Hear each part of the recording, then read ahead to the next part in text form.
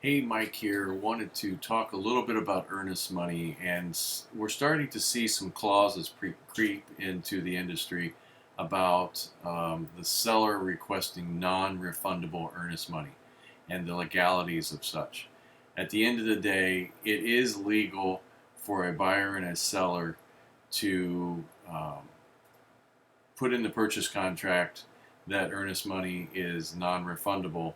However, there's a couple of things to keep in mind if you're going to do this. Um, and so, from a real estate perspective, you got to be real careful not to be practicing law. But one of the things that you would want to avoid or try and restrict from the contract, and this would be done per your client's direction, is any reference or entitlement to earnest money made back to the buyer would need to be addressed in the contract. Meaning, does it need to be stricken from the contract? And again, the agent would be practicing law if they decided to do that, but your client needs to come up with that direction. The challenge with a non-refundable earnest money isn't so much it's how it's handled.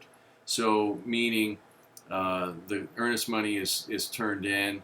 The buyer makes claims that due to their financing or due to inspections, they feel that they're entitled to their earnest money back, even though it was non-refundable, thus putting the brokerage in a very contentious position. So, in the end, earnest money being non-refundable needs to be clearly stated in the contract that under no circumstances is earnest money to be returned to the buyer, and that it is expressly non-returnable or non-refundable to the buyer under any condition whatsoever, and would maybe supersede any clause that exists in the contract.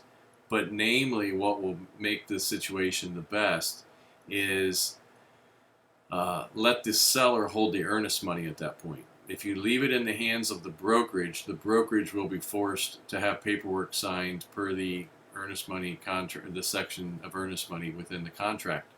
So once that's addressed appropriately in the contract, then it would be appropriate to have the seller hold the earnest money. And then at that point, if there is contention and there's a fight between the buyer and the seller, it's between those two, and third parties are not pulled into the middle of the fight. So it is legal, but you must consult your broker for advice on their opinion of how to handle this.